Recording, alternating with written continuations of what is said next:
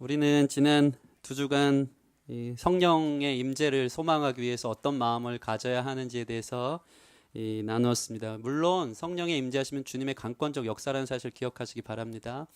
우리가 아무리 노력하고 아무리 물론 그런 사모하는 마음도 주님이 주시는 거지만 하나님의 주권에 있는 거예요. 믿으십니까?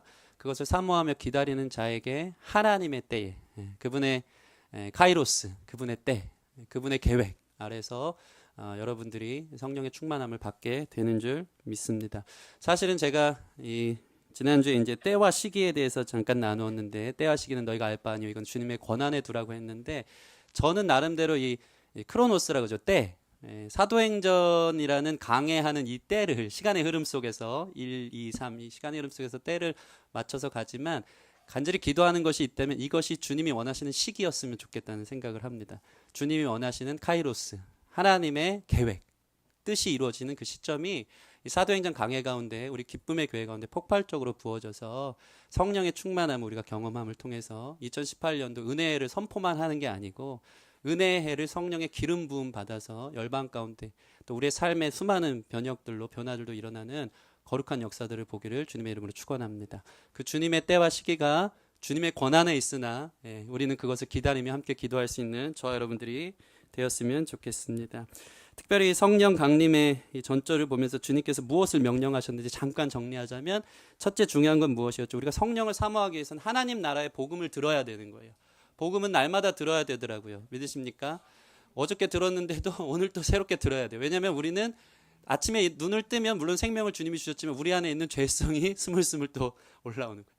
멍청하게 아무런 생각 없이 살다 보면 그냥 사는 대로 죄 지으면서 연약한 가운데 떨어져 나가는 것이 우리의 삶인 거죠. 그래서 복음이 날마다 들려져야 되는 줄 믿습니다.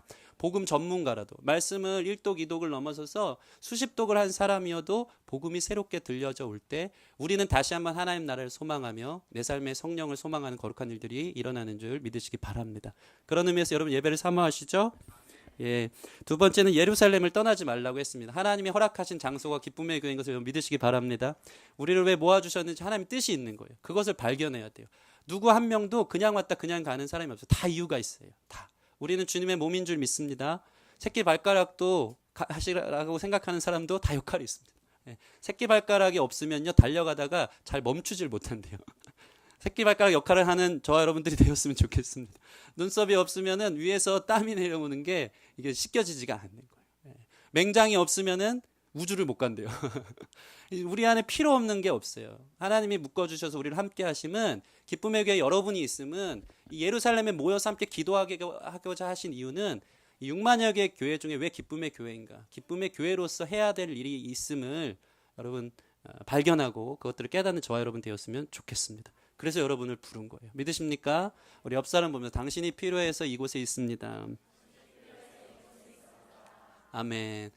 그 다음에 중요한 것은 약속하신 성령을 기다리라는 거예요. 기다림은 무엇이었죠? 진짜 기다리는 거예요. 그게 전부니까. 아멘. 말씀으로만 성령 주세요 그게 아니고, 그리고 나서는 문 밖을 열고 나가면 다른 것 기다리는 사람들, 세상 친구를 기다리고 세상 즐거움을 기다리고 어떤 내가 넣었던 합격 소식을 기다리고 이런 걸 기다리는 게 아니고 내 삶의 가장 중요한 것, 약속하신 성령을 기다리는 것에 있어서 부끄럽지 않은 저와 여러분 됐으면 좋겠습니다. 다른 소망 없고 다른 것 없습니다. 주님이면 충분합니다. 주님이 주실 수 있는 최고의 선물, 신뢰합니다. 성령을 부어 주시옵소서.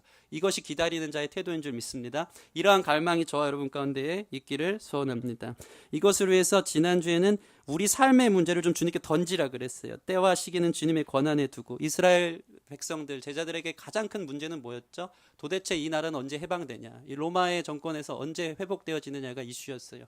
성령님을 그렇게 이야기했음에도 불구하고 제자들은 도대체 이 문제는 언제 해결되냐 그랬더니 성령을 구하라고 했습니다. 그러니까 제자들이 뭐라 그랬죠?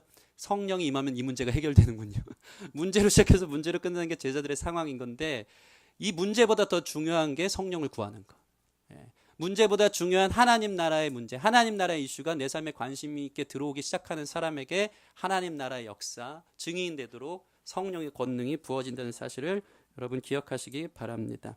오늘은 이러한 성령을 이제 주님께서 약속하시고 하늘로 올라가시는 승천의 장면이 기록되어져 있습니다. 9절 말씀 보시면 이 말씀을 마치시고 라고 시작합니다. 주님이 말씀을 마쳤대요. 그분은 말씀이신 것을 믿으시기 바랍니다. 그분은 말씀으로 시작하셨어요. 말씀으로 사역하셨어요. 말씀으로 병든 자를 고치고, 말씀으로 눈먼 자를 눈을 뜨게 하고, 말씀으로 모든 사람들을 일으키셨고, 말씀으로 제자를 부르셨고, 말씀대로 될 것을 예언하시면서 하셨습니다. 근데 오늘 이 말씀을 보면 말씀을 마쳤대요. 그리고 약속하신 성령을 우리는 기다리는 것입니다. 이미 충분한 것을 믿으시기 바랍니다. 주님께서 말씀을 마치고 우리에게 약속하신 성령이 임할 때 우리 삶에는 이제 더 이상의 말씀이라기보다는 그 말씀에 순종함으로 새로운 성령의 시대를 시작하는 것. 순종함으로 하나님 나라 교회를 확장시키고 주님의 전도자로서의 부르심의 소명을 살기 위해 저와 여러분들이 이 시대 가운데 있다는 사실을 기억하시기 바랍니다. 물론 주께서 주신 말씀을 새로운 내 삶에 적용되어지는 나를 위해 찾아오는 말씀으로 새롭게 들려지는 것은 중요하지만 이미 주께서 사역하시면서 우리에게 주신 말씀이 전부고 우리는 이제 그 유언처럼 우리에게 주신 이 말씀을 마치시고 죽기 전에 하늘나라 올라가시기 전에 우리에게 주셨던 그 말씀의 마침을 우리가 무게 있게 받았으면 좋겠어요. 그 유언 생각할 수 있는 주님의 자녀들 되었으면 좋겠습니다. 우리 예수님 승천하시면서 내가 너에게 성령을 부어줄 테니까 약속하신 것을 기다리라. 오직 성령이 너에게 마시면 너희가 권능을 받고 예루살렘과 온 유대와 사마리아 땅끝까지 내 증인이 되리라. 이것이 주님의 유언이고 명령인 것을 믿으시기 바랍니다. 이 말씀의 마침 가운데 응답할 수 있는 저 여러분들이 되었으면 좋겠습니다. 주님께서 그분의 공생애를 통해 이 승천하기 직전까지 이 말씀을 주님 주셔서 저희 안에 성령의 시대가 열리기 시작한 것입니다. 여러분 보시면 주님께서 올라가신 그대로 근데 오늘 약속하신 게 있어요. 올라가신 그 모습 그대로 다시 오신다는 약속입니다. 우리 11절 하반절 보시면요. 11절 같이 한번 읽어볼까요? 시작. 이르되 갈릴리 사람들아 어찌하여 서서 하늘을 쳐다보느냐 너희 가운데서 하늘로 올려지신 이 예수는 하늘로 가심을 본 그대로 오시리라 하였느니라. 아멘. 우리 따라해 볼까요? 본 그대로 오시리라. 예. 여러분 예수님의 재림에 대해서 별의별 상상과 생각과 많은 예측들이 있죠. 예수님 어떻게 오실까? 그려보는 것은 잘못은 아닙니다. 어떤 모양으로 오실까? 이 부분들에 있어서 많은 이단들이 나타나고 쓸데없는 묵상들, 계획들, 날짜들 따지다가 주님의 권한에 그것을 두지 않고 잘못된 신학적 사상들이 나오고 거기에 빠지는 경우들이 참 많이 있습니다. 근데 오늘 말씀은 매우 심플해요. 예수님 어떻게 오시죠? 본 그대로 오시리라. 여러분 이것을 믿으시기 바랍니다. 예수님은요. 성경 말씀에 예외 없이 문자 그대로 오셨어요. 초림하실 때도 예언된 말씀.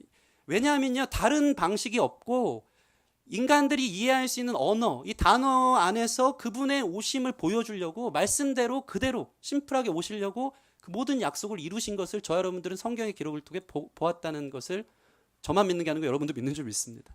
이게 매우 중요해요. 주님이 이 땅에 오실 때도 우리가 오해할까 봐 인간의 문자와 언어로 정확하게 알려주신 거예요. 다른 해석이 필요하지 않습니다. 문자 그대로 약속대로 이새의 뿌리에서 그분이 나셨고 말씀대로 동정녀 여자의 몸에서 나셨고 성령으로 잉태됐고 말씀대로 베들레헴에서 나신 것입니다. 그러니 주님의 오심도 말씀 그대로 오신다는 사실을 여러분 기억하시기 바랍니다. 주님은 이 땅에 두 발 딛고 계실 때에 이스라엘의 구원자로 계셨지만 이제 하늘 위로 올라가셔서 다시 오실 때는 만민의 구원자로 오신다는 사실입니다. 마치 모든 사람들이 하늘에 떠 있는 태양을 보듯이 예수님께서는 그 태양을 넘어 지구 반대편에 있는 사람들에게도 본 그대로 모든 인류가 보는 앞에서 구름 타고 오시는 것을 여러분 믿으시기 바랍니다. 승천하신 그대로 오신다는 것은 매우 중요해요. 여기에 이단으로 빠지지 않는 정확한 팁이 있어요. 그게 무엇인지 아십니까? 다시는 여인의 몸을 통해 재림주는 오시지 않는다는 것입니다. 여러분 이것을 믿으시기 바랍니다. 이 세상 수많은 사람들이 스스로 재림주라고 이야기하면서 내가 다시 올 메시아다. 내가 재림주다. 이렇게 이야기하지만 단언컨대 여인의 몸에서 태어난 그 누구도 재림주가 아닌 것입니다. 예수님은 승천하신 그대로 여인의 몸이 아닌 위에서부터 아래로 내려오시는 분이라는 사실을 여러분 믿으시기 바랍니다. 그러니까 재림주 다른 사람 믿을 필요 있어요, 없어요? 여인의 몸에서 난 사람은 재림주가 될 수 없는 거예요. 주님만, 오직 예수님만 심판자로 만민의 구원자로 이 땅에 본 그대로 오실 줄 믿습니다. 이제 주님은 성령을 약속하시고 그렇게 승천하신 것입니다. 9절 말씀 보시면 이 말씀을 마치시고 그들이 보는데 올려져 가시니 구름이 그를 가려 보이지 않게 하더라. 올려져 가셨대요. 주님께서 리프트 된 거예요. 다시 말해서 어떠한 힘으로 인해서 위로 올려진 거예요. 여러분 상상해 보세요. 살아계신 육체를 입은 예수님이 부활하시고 나서 몸이 그대로 올라가시는 거예요. 중력의 힘을 거스른 거예요. 우리는 중력의 당김을 받아 땅에 붙어 있지만 하나님께서 그를 중력의 힘을, 창조자 되신 주님의 능력으로 건져 올리신 것입니다. 그리고 하늘 위로 올라가셨는데 계속 올라가셔서 우주 어느 곳에 계신 것이 아니고, 영적으로 이야기하자면 주님께서는 이 땅을 넘어서서 구름 뒤에 하늘나라로 옮겨지신 것입니다. 그분은 피조 세계를 넘어서서 하나님 계신 곳에 지금 계시는 것을 여러분 믿으시기 바랍니다. 그분이 올라가셔야지만 약속하신 성령이 내려오기 때문입니다. 이렇게 올라가신 주님께서 천상 세계에서 저와 여러분들을 통치하고 다스려주는 줄 믿습니다. 제자들은요, 그게 너무 멋있고 황홀했을 거예요. 한번 생각해 보세요. 그토록 사랑했던 예수님이 승천하시는 장면을. 놀랍겠죠. 그죠? 실제로. 요즘 영화가 뭐 아무리 3D, 4D 나와도 그것과는 게임도 안 되는, 자기 눈앞에서 본인과 공생애를 3년 동안 지냈던 그 예수님께서 하늘로 올라가는 모습을 봤다는 것은 경이로운 일인 것입니다. 너무나도 경탄스러운 일이 그들 앞에 일어난 것입니다. 그래서 9절 말씀, 10절 말씀 보시면 같이 한번 읽어볼까요? 10절 말씀 시작. 올라가실 때 제자들이 자세히 하늘을 쳐다보고 있는데 흰옷 입은 두 사람이 그들 곁에 서서. 말씀을 마치고 주님이 올라가시니까 제자들이 그것을 끝까지 본 거예요. 근데 구름이 그를 가려서 보이지가 않았던 것이죠. 자세히 하늘만 쳐다보고 있는 거예요. 와, 어떻게 이런 일이 있을 수 있는가. 와, 우리 예수님 정말 하나님이시구나. 메시아이시구나. 이 마음을 갖고 끝까지 쳐다보기 시작한 것입니다. 정말 신령하고 신비한 체험이었습니다. 여러분, 지구상에 살아있을 때도 제가 그런 고민을 합니다. 우리가 살아있을 때 주님이 오시면 참 좋겠다. 이런 소망이 저와 여러분과 있길 바랍니다. 주님 오시면 큰일 나는데 아직 결혼도 못했는데 이런 사람 없길 바랍니다. 우리가 있을 때 만약에 주님이 재림주로 오신다고 생각해 보세요. 얼마나 영광스럽겠습니까? 그것을 보게 되는데. 여러분, 그것을 소망하시기 바랍니다. 주님의 복음이 땅끝까지 전해질 때에, 주님의 때에 그분은 반드시 다시 오실 텐데, 그것만 생각해도 나는 축복받은 세대겠다. 내가 살아있을 때 주님이 오심을 실제로 본다면 이건 놀라운 축복인 거죠. 놀라운 선택을 받은 자들의 모습인 건데, 이 제자들은 아무리 생각해도 2000년 전에 그 11명의 제자들이 여기서 목도하고 있는 거거든요. 정말 특별한 부르심을 받은 역사상 전무후무한 사람들인 것 같아요. 그렇지 않겠습니까? 2000년 전 성육신하신 예수님을 직접 눈으로 보고 3년 동안 부르심을 받아 함께 사역하고 십자가 부활 사건의 주님을 경험한 거예요. 우리는 말씀으로 보는데 예수님을 실제 그 역사하심을 눈으로 본 거예요. 그리고 이제는 승천하신 주님까지 봤다는 것은 제자들에게 놀라운 특권이며 체험이며 특별한 은혜였던 것입니다. 그런데 문제가 있어요.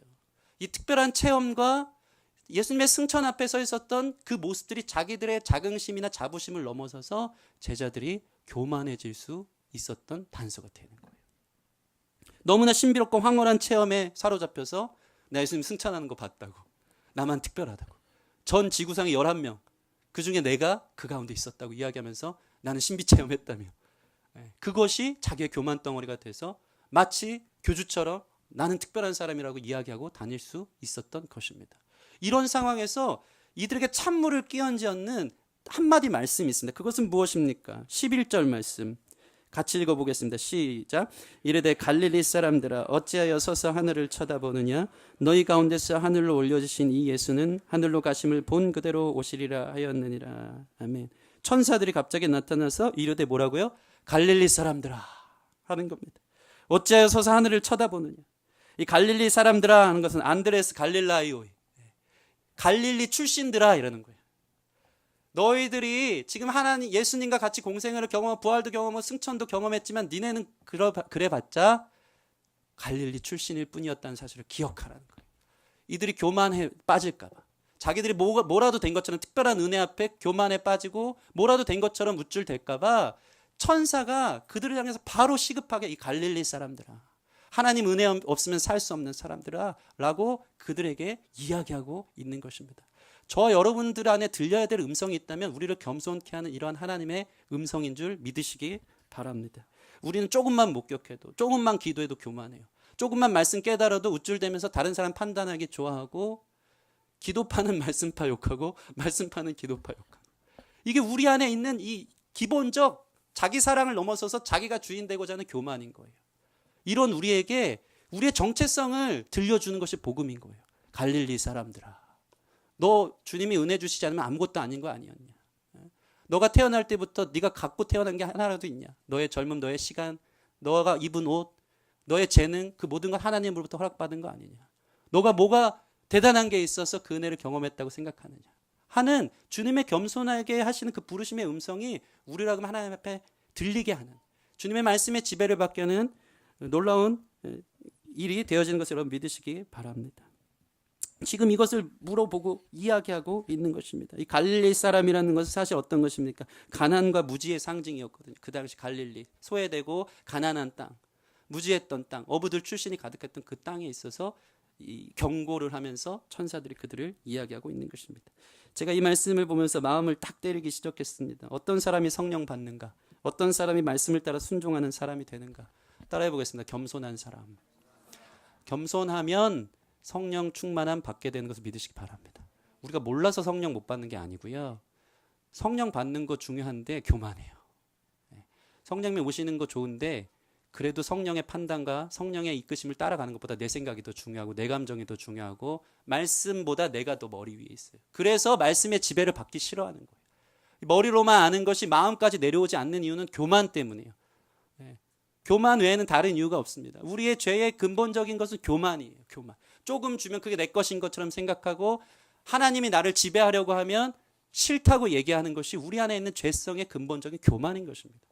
이 사도행전 강해를 하면서 이제 오순절 강림 사건이 나타날 텐데 저희가 지금까지 설교하면서 성령의 임재를 하나님을 기다리고 약속하신 걸 기다리고 예루살렘에 머물자 많은 이야기들을 했는데 그중에서 가장 중요한 포인트가 있다면 겸손한 자에게 성령이 임한다는 사실을 여러분 기억하시기 바랍니다. 여러분 말씀을 들으면서 그저 영적인 호기심 채우려고 내가 지적으로 뭔가 아니까 뭔가 이 지평이 넓혀지고 내가 뭔가 깨달아서 뭔가 그 충만한 가운데 있으려고 하는 게 아니고 말씀의 다스림을 받으려고 여러분이 말씀의 자리에 있다는 사실을 기억하시기 바랍니다. 근데 안 되잖아요. 죽어도 안 돼. 아는데 안 돼. 내려오질 않아. 그게 우리의 기도 제목이 되었으면 좋겠습니다. 하나님이 교만이 깨뜨려지지 않아요. 하나님이 제 삶을 지배하고 내 삶의 것을 빼앗아 간다고 생각할 때는 제 삶에 불평과 원망이 있어요. 그게 원래 우리 삶이었습니까? 아닌데도. 주님이 주신 건데. 주님이 주신 기회와 특권이고 시간들인데. 남들이 알지 못한 은혜를 받았음에도 불구하고 그것은 나를 자랑하려는 교만의 상대만 될 뿐 그 앞에 주님 앞에 엎드리려는 마음은 없는 이러한 모난 우리의 이 시대의 그리스도인들에게 주님 주시는 성령 충만함을 받는 비결은 겸손 외에는 다른 것이 없다. 여러분 이것을 여러분 사실 이게 말씀이 오늘 끝입니다. 기도하고 마칠까요? 이게 너무 답답해요. 저에게 주시는 말씀인 거예요. 너무 교만해요. 다 알아요. 근데 다스림 받긴 싫어해요. 겸손이 없는 거예요.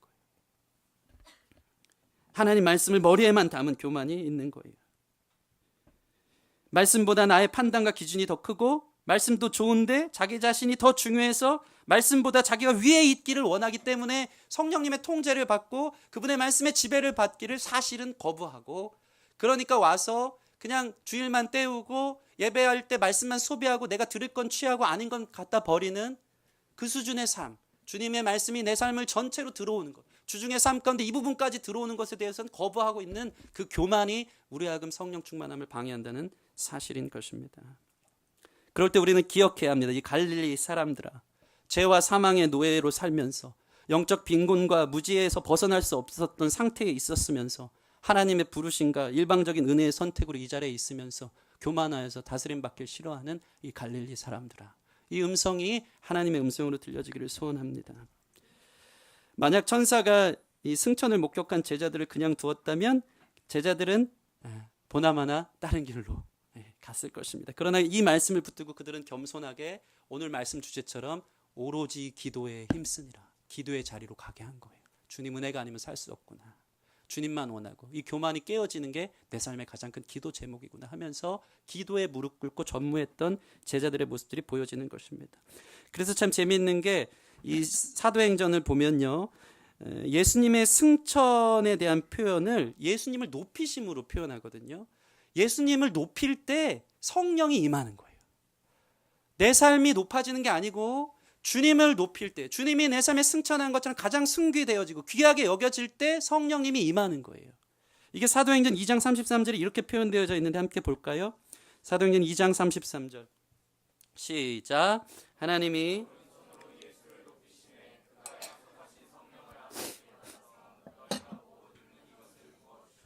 아멘, 아멘. 여러분, 예수를 높이면 성령이 임하는 것입니다. 믿으십니까? 그래서 이게 순차적으로 무슨 방법적으로 부활 위에 승천, 승천 위에 성령 강림 그렇게 따져도 되지만 이 단계가 있는 거예요. 주님의 높이심에 성령 강림이 있는 거예요. 여러분이 주님을 높일 때 성령이 임한다는 사실인 것입니다. 승천은 예수님의 높이심, 승천 이후 성령의 강림의 순서는 예수님을 가장 높은 곳에 높이는 겸손한 자만이 성령의 충만한 임재를 경험한다는 사실인 것입니다. 이러한 높임이 저와 여러분의 예배 가운데 있기를 주님의 이름으로 소원합니다. 주님 높임 받습니다. 주님 왕이십니다. 다스려 주십시오. 그게 예배예요. 그게 찬양이에요. 그 통치 앞에, 그 다스림 앞에 내가 있습니다. 고백하는 자에게 성령이 너가 마음이 열렸구나. 나의 통치를 받기를 원하는구나. 그때부터 성령이 우리 삶의 주인이 되어주셔서 우리의 삶의 인도에 가는 것을 경험케 되어지는 것입니다. 이 경험이 저 여러분 가운데 있기를 바랍니다. 제자들은 이제 돌아와 예수님을 따라 기도의 자리로 갔습니다. 그들이 머물던 다락방으로 올라갔는데 이 다락방은 마가 요한의 어머니의 집입니다. 유대인들은 사실 손님을 모시기 위해 넓은 방들을 준비했는데 아마 이곳이 그곳이 아닌가 학자들은 추정합니다. 누가는 이 다락방 안에 오늘 그 기록된 말씀을 보면 가룟 유다를 제외한 11명의 이름을 다시 기록해 놓습니다. 마치 마태, 마가, 누가복음에 예수님께서 제자들을 부르실 때 그 12제자들이 기록되어지거든요. 그것은 마치 예수님의 제자훈련학교 입학식 명단이라고 친다면 이제 3년의 공생애를 마치고 예수님 이후에 졸업식 명단처럼 한 명이 누락됐죠. 가룟 유다가 떨어져 나간 것이죠. 11명들이 기록되어져 있는 것이 특이점인데 재미있는 것은 뭐냐면 그 당시 사회는 남성 중심의 사회고 숫자를 셀 때도 남자 외에는 여인들과 아이들은 세질 않습니다. 그래서 오병이어 기적에서도 보면 5,000명을 먹이셨다고 하는데 마태복음 보면 이 5,000명은 장정 남자만 이야기하는 거예요. 여인들과 그 계수에 들지 않을 만큼 그 당시 사회가 그랬어요. 남성 중심 어떤 그 성인 남자를 중심으로 모든 구성원 단위들이 돌아갔던 어떤 면에서는 여자가 그런 부분에 있어서는 사회적 지위가 별로 높지 않았던 인정받지 못했던 그런 시대 가운데 있었던 것인데 오늘 말씀을 보면 참 재미있는 게 있습니다. 그게 무엇이냐면 오늘 저희가 읽지 않은 저희가 아는 것처럼 15절 말씀을 보면 모인 무리수가 약 120명이 되는 건 아시죠? 사도행전 초대교회 성령 강림 사건에 120문도가 모였다는 사실을 아는데 참 신기한 것은 여기 11명의 제자 그리고 그 외에 이름이 거론된 합을 치면 남자가 한 15명 정도 되거든요. 그 외에 안 적힌 사람들 빼더라도 오늘 말씀 14절 말씀 보실까요? 13, 14절 같이 한번 읽어보겠습니다. 13, 14절 시작. 들어가 그들이 유하는 다락방으로 올라가니 베드로, 요한, 야고보, 안드레와 빌리, 도마, 바돌로메, 마테아 및 알페오의 아들 야고보, 셀로딘 시몬, 야고보의 아들 유다가 다 거기 있어 여자들과 예수의 어머니 마리아와 예수의 아우들과 더불어 마음을 같이하여 오로지 기도에 힘쓰더라 라고 나와 있습니다. 그러니까 확실한 것은 그 여인의 수가 얼만큼인지는 모르겠지만 120명이라는 결과론적인 숫자로 볼 때 남자보다는 여자가 훨씬 많았다. 학자들은 100명 정도. 거의 많은 숫자가 다락방에 모여있던 기도하는 사람들이 여자였다. 여성분들 자부심을 가지시기 바랍니다. 한국교회 기도의 파워는 우리 여성분들을 통해서 시작된 것입니다. 교회도 보면 참 이런 일들이 있습니다. 여성 중심으로 기도하는 사람들이 일어나기 시작했고 누가복음을 보면 참 이런 기록이 많아요. 여인들이 얼만큼 교회에 헌신했고 얼만큼 주님 앞에 제물을 드리고 삶을 드리면서 교회가 온전하게 세워지는지 누가복음 또 사도행전을 보면 여인들의 기록들이 그 당시 문화와 사회적 분위기와는 다르게 많이 기록되어져 있는 것을 볼 수 있다는 것입니다. 사실 이 복음서에서만 봐도요 여인들은 참 특별합니다. 예수님의 죽으심과 장례를 함께한 사람들도 누구였죠? 남자들 다 도망갔는데 여인들이었어요. 예수님의 부활을 처음 목격한 사람들도 누구였죠? 여인들이었어요. 오늘 본문에서 제자들과 여자들이 함께 기도하려고 기도 장소를 마련한 것도 마가라는 요한의 어머니 마리아의 집 여인이었습니다. 이를테면 이런 말씀을 하면 여성분들이 우쭐할 수도 있고 교만해질 수 있지만 여러분이 갈릴리 사람이라는 사실을 기억하시기 바라고 중요한 것은 무엇이냐면 이 시대에 하나님께서 남성뿐만 아니고 이 여인들이 여기서 등장했다는 것은 그 당시 여인들은 천박하고 뭔가 대접받지 못하고 사회적으로 유능하지도 못했지만 이 여인들이 계속 등장한다는 것은 그렇기 때문에 여인들에게 있어서 오직 소망은 예수님밖에 없었다는 또 하나의 겸손을 보여주는 거예요. 또 하나 예수님밖에 없음을 그들이 인정하고 고백해서 주님, 저는 예수님만 쫓을 수밖에 없어요. 예수님 밖에 없어요. 예수님이 제 소망입니다라는 그 간절한 겸손한 고백들이 이 120명 마가 다락방에 일어난 이 초대 강림 사건, 성령 강림 사건에 있어서 강력한 역사를 이룬 사람들이 여인들의 겸손함 때문이었다는 사실 여러분 기억하시기 바랍니다. 저는 그래서 오늘 말씀의 포인트는 겸손이에요. 말씀 주제 잘못 정한 것 같아요. 오로지 기도에 힘쓰더라 아니고 겸손한 사람이 오로지 기도에 힘쓰게 되어지는 것입니다. 여인들 그리고 제자들, 갈릴리 출신의 사람들이 주님 외에는 소망 없어서 주님이 전부여서 그 겸손한 마음으로 주님 앞에 엎드렸을 때 하늘에서 놀라운 성령 강림의 역사가 일어났던 사실입니다. 다시 한번 이야기하지만 여러분의 교만한 마음을 낮추시기 바랍니다. 말씀의 지배를 받기 원하는 사람에게 성령이 임하는 것입니다. 주님밖에 없습니다. 주님이 소망입니다. 제 인생 주님 다시 한번 주인으로 인도하여 주십시오. 간절한 그 기도에 주님의 놀라운 다스림과 역사에 성령 충만함이 시작되어지는 것을 여러분 믿으시기 바랍니다. 끝으로 이들이 기도했던 내용은 무엇이었는지 함께 좀 생각해 봤으면 좋겠습니다. 우리 14절 말씀 다시 한번 읽겠습니다. 시작. 여자들과 예수의 어머니 마리아와 예수의 아이들과 더불어 오로지, 이것은 옛날 개역 한글판을 보면 전혀, 이것은 무엇이냐면 자신을 붙들어 완전히 자신의 몸과 마음을 붙들어 기도에 열중하는 것을 이야기해요. 자기의 시간과 상황 모든 우선순위들을 내려놓고 자신을 붙들어서 기도의 자리에 전무했던 것, 열정을 다해 기도에 힘썼던 모습이 이 오로지 기도에 열중한 내용으로 나타나는 것입니다. 여러분, 이 기도의 제목이 무엇이었을까요? 자녀들의 축복이었을까요? 아니면 우리 부모님에 대한 노후 대책이었을까요? 아니면 자신의 삶의 성공, 영적인 어떤 성공, 삶의 번영이었을까? 그렇지 않았을 것입니다. 이들이 기도에 전무했던 내용은 훗날 이들이 주님의 복음 앞에 순교했던 것을 미루어 볼 때 주님, 저도 주님 제대로 만나 주님의 참 증인이 되기를 원합니다 하는 것이 이들로 하여금 오로지 기도에 힘쓰게 한 내용과 제목이라는 사실을 기억하시기 바랍니다.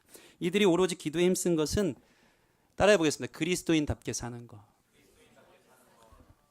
말씀의 지배를 받기 위해 겸손하게 외쳤던 것, 그것이 그들로 하여금 기도에 전무하게 한 힘이 되어지는 것입니다. 그리스도인답게 살고 싶어서, 그리스도인답게 사는 힘과 용기와 지혜, 그 소망을 얻고 싶어서 이들은 자신의 몸을 딱 준비해서 묶어두고 기도에 힘썼다는 것입니다. 주님, 어떻게 하면 제 삶을 다 주님 앞에 드릴 수 있을까요가 여러분의 기도 제목이기를 소원합니다. 어떻게 하면 제 삶을 불태워 당신께 올려드릴 수 있을까요? 주님, 저도 성령을 부어주세요. 저도 구원받은 사람처럼 살고 싶은데 왜 이렇게 능력이 없는지요? 이것이 여러분의 기도 제목이기를 소원합니다. 여러분의 문제 해결이 아니라 내가 성령 충만해서 이 한 번뿐인 인생 주님 배울 날 잘했다 칭찬받을 수 있도록 의미 있게 구원받은 사람의 부르심의 사명답게 살고 싶어서 발버둥 치는 것, 그것이 저와 여러분으로 하여금 기도에 전무하게 하는 거룩한 결단으로 나아가게 하는 줄 믿습니다. 이 마음이 우리 안에 좀 불일 듯이 일어나기를 소원합니다. 이게 참 신기한 게요, 우리가 물론 주님은 끝까지 사랑이고 끝까지 인격적이시고 그럼에도 불구하고 우리는 이 광야에서 주님 앞에 불순종하면서 방황하다가 시간이 가는 거예요. 그럼 확실한 건 뭐냐면요, 여러분이 드릴 수 있는 황금 같은 기회들은 지나간다는 거예요. 물론 주님께서는 포도 농부 비유처럼 9시에도 사람 부르고 11시에도 사람 부르고 심지어는 6시 퇴근인데 5시에도 사람 불러요. 늦은 비에 은혜가 있습니다. 또 놀라운 것은 5시에 부른 사람들은요, 왜 시험 공부할 때도 시험 5분 전에 본 문제가 가장 최고 집중력을 가지고 오면서 거기에서 본 책의 내용이 문제에 많이 나오지 않습니까? 5시에 부름받은 사람들은 집중하더라고요. 이제 내 인생이 얼마 안 남았다는 걸 알기 때문에. 그래서 5시에 부름받은 사람은 집중하면서 자기의 삶을 온전히 임팩트 있게 마지막 불태워서 드리는 많은 노년의 모습들을 봅니다. 이렇게 주님의 부르심이 있기를 바랍니다. 근데 중요한 건 시간은 간다는 거예요. 황금 같은 기회들, 여러분의 젊음들을 하나님 앞에 기도의 제목들이 온전히 주님께 쓰임받기를 원하고 그리스도인답게 살기를 원하는 이 기도 제목을 위한 무릎 꿇음이 그런 경험들이 없다면, 기도원 한번 찾아가지 않고 금식 한번 하지 않고 내 삶이 정말 주님 앞에 어떻게 쓰임받을 것인가에 대한 진지한 고민이 없다면 그냥 흘러가다가 그렇게 그냥 하나님 기뻐하지 않는, 한 번도 주님 앞에 일종의 효도하지 않는, 우리를 구원하셔서 잉태하셔서 자라는다는 것은 부모의 기대가 있다는 것이거든요. 근데 주님의 기대와는 전혀 다른 삶을 사는 광야에서 방황만 하는 인생들로 전락할 때가 참 많이 있다는 것입니다. 조금이라도 젊었을 때, 우리 20살 때 일어나시기 바랍니다. 그런 진지한 그 주님을 만나는 체험들이 여러분 20대에 있기를 바랍니다. 30대, 40대 하나님이 강권적으로 역사에서 불러내긴 해도 이 삶의 30, 40대 되면요, 습관을 고치기가 쉽지가 않아요. 그 패턴, 적당히 현실과 타협하면서 살아왔던 무뎌진 그 믿음들이 다시 한번 일어나기는 정말 쉽지가 않은 거예요. 조금이라도 젊었을 때 주님이 기회를 주실 때 여러분의 기도 제목이 좀 바뀌었으면 좋겠어요. 좋은 대학 가고 좋은 데 취직하고 잘 먹고 잘 살고 좀 성공하는 게 여러분의 기도 제목이 아니라 주님 그리스도인답게 살기를 원합니다. 제 삶에 부르심이 있다면, 그리스도인으로서 구원받은 사람으로서의 부르심이 있다면 그 부르심의 소명을 따라 저도 한번 불태워보고 싶습니다. 이것을 위해서 오로지 기도에 힘쓰는 저와 여러분들이 되었으면 좋겠습니다. 여러분, 예수님께서 겟세마네에서 기도했을 때를 생각해 보세요. 그분의 기도가 무엇이었을까요? 물론 이 십자가 너무 큰 잔, 이 짐이 너무 힘들어서 하나님 이것을 내게서 건져내 주십시오. 이 잔을 내게서 거둬 주십시오 하는 기도였지만 예수님이 본을 보인 거예요. 그 잔을 옮겨달라면서 끙끙 앓으면서 이 땀방울이 핏방울이 되도록 기도하셨던 그분의 마침내 기도는 무엇입니까? 이제 제자들을 향해 이제 때가 되었다. 일어나 가자. 기도는 그것입니다. 기도는 내 삶의 필요와 문제들 막 이런 게 아니고 내가 하나님 앞에 쓰임 받고 하나님 원하는 삶으로 살아야 되는 것 때문에 겟세마네 기도처럼 끙끙 앓는 거예요. 십자가를 지기가 너무 힘든데 하나님 어쩌면 좋습니까? 그러나 2번, 3번 엎드려 기도하면서 주님 주신 사명의 자리를 위해서 고심하면서 그게 내 삶의 가장 중요한 기도 제목이 되어서 마침내 땀방울이 핏방울이 되는 듯한 열정 속에서 일어나서는 이제 사명을 향해 뒤도 돌아보지 않고 앞을 향해 걸어가는 인생. 그 기도의 승리가 저 여러분 가운데 있기를 바랍니다. 여러분, 기도는 우리가 원하는 바를 얻는 쉬운 길이 아니라 하나님이 원하시는 대로 되는 유일한 길입니다. 기도를 통해서 여러분 원하는 바를 이루려는 게 아니고 기도를 통해서 내 생각과 내 마음들이 꺾어지면서 하나님이 원하는 유일한 길로 가기 원해서 오로지 기도에 힘쓸 수 있는 저와 여러분들이 되기를 주님의 이름으로 축원합니다. 이 거룩한 고민과 결단들이 성령께서 터치를 해야지 그때부터 시작되는 것 같아요. 나도 하나님 나라 쓰임받고 싶고 하나님 나라의 영광 소망 보고 싶고 그렇게 내 삶이 열려있고 그런 약속이 때문에 나도 좀 그런 삶 살고 싶다라는 거룩한 어떤 모양의 호기심, 주님께서 부르시는 그 강렬한 우리 마음에 일어나는 일들이 여러분들로 하여금 기도의 자리를 찾게 하는 일들이 우리 기쁨의 교회 청년들 안에 일어나기를 주님의 이름으로 축원합니다. 말씀을 마칩니다. 주님은 올라가신 그대로 오시는 것을 여러분 믿으시기 바랍니다. 특별히 주님의 승천, 주님을 높이는 자가 성령의 임재를 가져옵니다. 겸손하시기 바랍니다. 옆 사람 보면서 겸손하세요. 말씀의 통치를 받으세요. 네. 그리고 승천 이후 성령 강림처럼 내 삶의 주님을 높이고 말씀보다 높아지지 않는 온전한 순종을 결단한 사람에게 성령이 임한다는 사실을 기억하시기 바랍니다. 주님은 그러한 제자들에게 그리고 겸손히 주님밖에 없음을 고백해서 끝까지 주님을 포기하지 않고 따라갔던 이름 모를 그 여인들에게 놀라운 성령의 강림을 선물로 주셨다는 사실입니다. 이러한 겸손한 기도를 통해 여러분의 삶의 어떠함이 아니고 내가 주님 앞에 온전히 쓰임받기, 주님의 길로 가기 위해 겸손으로 엎드려지는 저와 여러분들이 되기를 주님의 이름으로 축원합니다. 우리 오늘 이곳에 계신 성령님 찬양하고 좀 우리 안에 강팍하고 교만하고 말씀은 아는데 엎드리기 싫어하는 우리의 교만함들에 대해서 좀 회개하며 기도하는 시간 가졌으면 좋겠습니다. 전도사님 찬양도 크게 해주세요.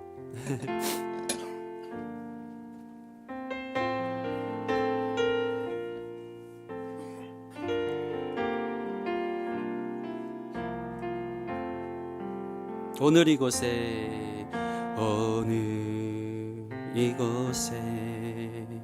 계신 성령님 우리에게 말씀하시고 우릴 가르치소서.